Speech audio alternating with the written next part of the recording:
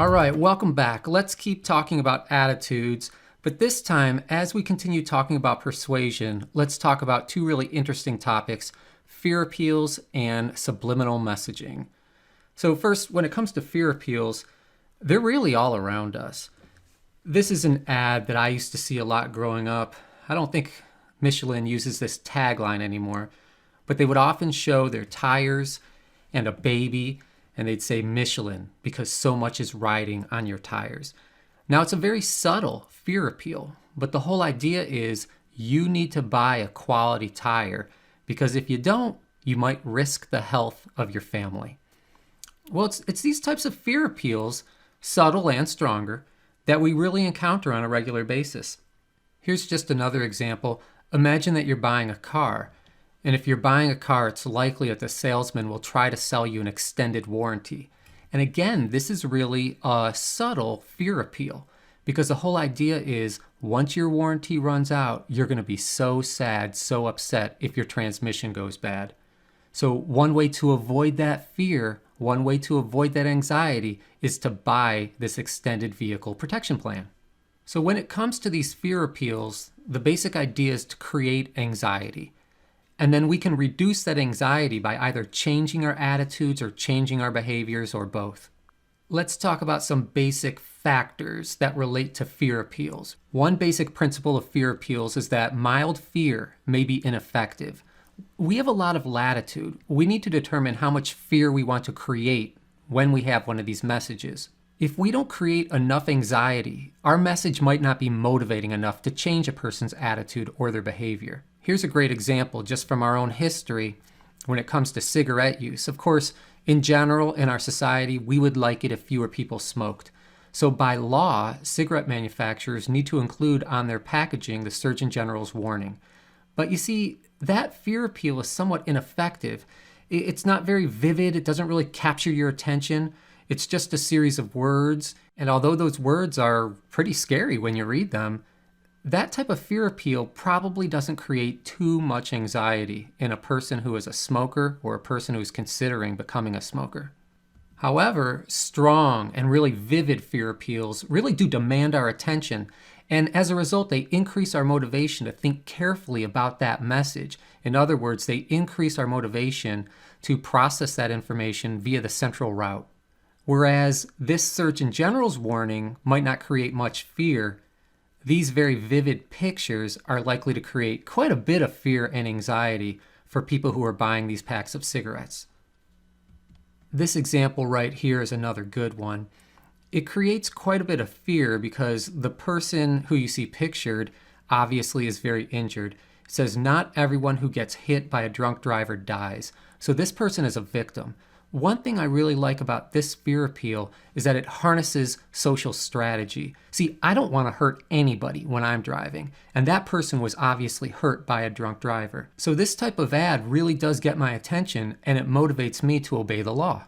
So again, another basic principle is that fear appeals really do capture our attention. It's hard to ignore them. That said, fear appeals will indeed fail unless they provide some type of clear, reassuring advice for how you can avoid that threat, for how you can avoid that danger. Let me give you some examples of what I'm talking about.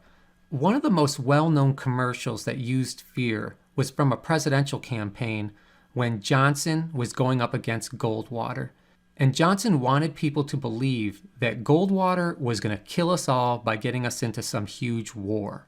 The commercial began by showing a little girl, and she had a daisy, and she was picking the petals off of it. And she's really cute, and she's counting. She's saying 1, 2, 5, 9. And then all of a sudden you hear a voice come on, and it starts counting down. 10, 9, 8, 7, 6, 5, 4, 3, 2, boom! You see this huge explosion. And obviously, we're left to believe that this girl is now dead. So this ad really did capture everybody's attention. It scared people because people were afraid of some type of huge war. But remember, a fear appeal is only going to be effective if we can tell people what they can do to avoid that danger. And what came next was President Johnson's voice. And what he said was, we must either love each other or we must die. And then there was a very clear message for what you could do to avoid that problem. Vote for President Johnson on November 3rd. One, two, three, 4, 5, 7, 6, 8, 9, 10, 9, 8, 7, 6, 5, 4, 3, 2, 1, 0. These are the stakes. To make a world in which all of God's children can live, or to go into the dark.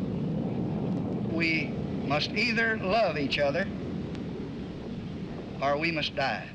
Vote for President Johnson on November 3rd. The stakes are too high for you to stay home.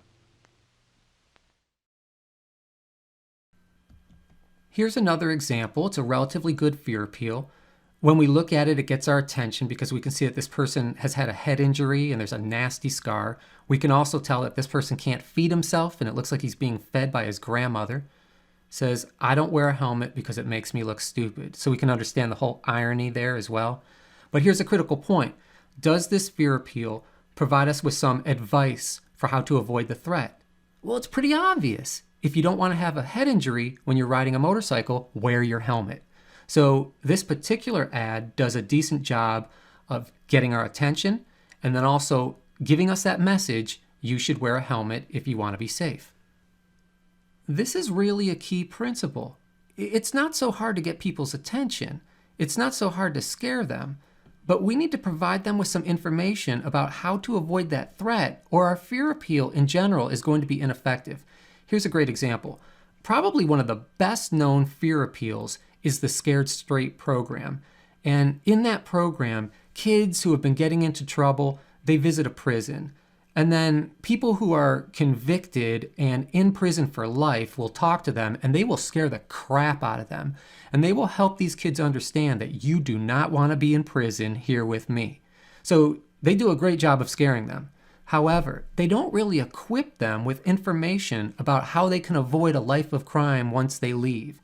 You can't simply tell a kid, hey, don't engage in bad behavior. Because when this kid goes home and then he hangs out again with his best friends who are getting into trouble, what exactly do you want him to do?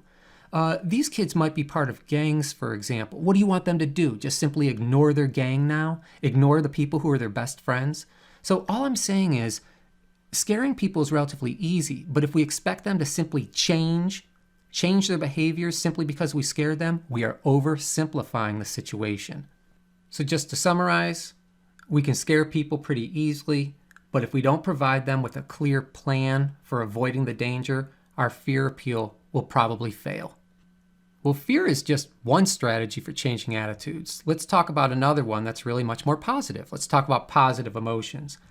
You've probably heard the phrase that you can catch more flies with honey than you can with vinegar. Well, there's a lot of truth to that. And when you think about people who are happy, who are in a good mood, those happy, positive people, they tend to be more agreeable, more sociable, and more generous. They also tend to make quicker decisions that are based on less thought.